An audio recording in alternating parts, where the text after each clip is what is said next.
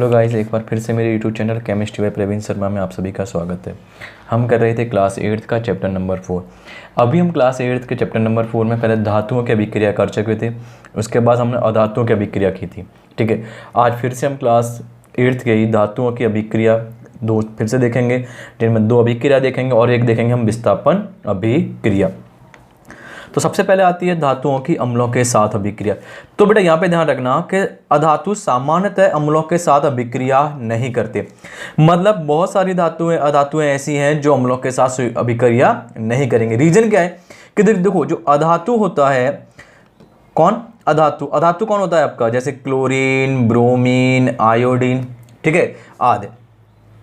ठीक है, उसके बाद नाइट्रोजन, सल्फर ना, फास्फोरस। तो ये जो लोग हैं ना, इनमें ये क्या करते हैं, इलेक्ट्रॉन, ये मैंने इलेक्ट्रॉन लिख दिया e की पावर माइनस, तो ये इलेक्ट्रॉन ग्रहण मतलब इलेक्ट्रॉन लेने का गुण रखते हैं, इलेक्ट्रॉन लेने का गुण रखते हैं। तो अब समस्या क्या आई कि जब जैसे ही मेरा मान लो कोई यहां पर अम्ल आया, अब आपका अम्ल क्या है, सपोज करो HCl है। ओके, तो HCl के अंदर जो मेरा क्या आया बेटा, यहाँ पे अगर हम HCl को तोड़ते हैं तो H प्लस आएगा, Cl माइनस आएगा। तो क्या हुआ भाई, ये तो ऑलरेडी इलेक्ट्रॉन लेने का गुण रखते हैं। अब ये हाइड्रोजन आयन है ना, वो क्या इलेक्ट्रॉन क्या देने का गुण रखते हैं। मतलब यहाँ पर जो हाइड्रोजन आयन है वो धातुओं से क्या हो गया, विस्थापित नहीं कर पाएंगे। तो यहाँ पे देखा देखो, अधातु तत्व इलेक्ट्रॉन स्वीकार करने की अतः एसिड से उत्पन्न, अब HCl कौन है, तुम्हारा एसिड है। तो जैसे ही HCl से क्या उत्पन्न होगा, आपका H प्लस उत्पन्न होगा और Cl माइनस उत्पन्न होगा।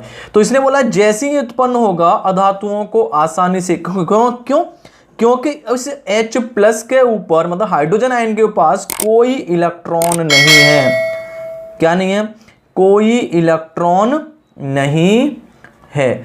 अब जब इसके पास कोई इलेक्ट्रॉन नहीं है तो ये अधातुओं को इलेक्ट्रॉन नहीं दे पाएगा, इसीलिए अधातुओं की अम्लों के साथ अभिक्रिया सामान्यतः नहीं होती, बल्कि विशिष्ट परिस्थिति में ही अभिक्रिया करते हैं। दूसरा, धातुओं के क्षार के साथ अधातुएं क्षारों के साथ आसानी से अभिक्रिया नहीं करती, अतः अधातुएं क्षारों के साथ अभिक्रिया करके, अब देखो बहुत सारी धातुएं अभिक्रिया करती लेकिन आसानी से नहीं, आसानी से मतलब एक विशेष परिस्थिति में ही अभिक्रिया करा सकते हैं। और क्या बनाती है, अभिक्रिया करके लवण बनाती है। यहां पे मैंने देखो कुछ एग्जांपल लिखे, क्लोरीन, सोडियम हाइड्रोक्साइड, जैसे यहां पे सल्फर, क्लोरीन, फास्फोरस, तो मैंने यहां पे एक एग्जांपल लिखा है, क्लोरीन सोडियम हाइड्रोक्साइड के साथ अभिक्रिया करके या अभिक्रिया से सोडियम क्लोराइड बनाता है। देखो यहां पर ये कौन है, NaOH आपका सोडियम हाइड्रोक्साइड है, जो क्या है आपका क्षार है। क्षार मतलब बोले तो आपका बेस, ठीक है। Cl2 कौन है आपकी, क्लोरीन जो अधातु है। तो इसने क्या बनाया, NaCl क्या है, सोडियम क्लोराइड जो क्या है, लवण है। अब इसके साथ साथ यहां पर NaClO सोडियम हाइपोक्लोराइड और पानी का अणु बाहर निकलता है। तो इस अभिक्रिया को कराने के लिए हमें बेटा विशेष परिस्थिति की आवश्यकता पड़ती है। ये तुम्हारे कोर्स में नहीं है, जब आप अगली क्लास में आओगे 11th-12th में, तब आके आप सीख पाओगे अच्छी तरह से। अब विस्थापन अभिक्रिया, देखो विस्थापन अभिक्रिया क्या होती है, ऐसी अभिक्रिया जिनमें अधिक सक्रिय धातु कम सक्रिय धातु को विस्थापित कर देती है। अर्थात जैसे अगर ऐसा समझ लीजिए, कोई A अधिक प्रबल है, ठीक है, और B एक कैसा है, कम प्रबल है। ओके, तो A क्या करेगा, उस B को हटा देगा, ठीक है। तो मतलब A की प्रबलता ज्यादा है, B की प्रबलता कम है, तो A आसानी से B को वहां से क्या कर देगा, रिप्लेस कर देगा, मतलब उसको वहां से हटा देगा। तो सेम टू सेम यहां पे भी क्या लिखा है, ऐसी अभिक्रिया जिसमें अधिक सक्रिय धातु कम सक्रिय धातु को क्या कर देती है, विस्थापित कर देती है, वह अभिक्रिया विस्थापन अभिक्रिया कहलाती है।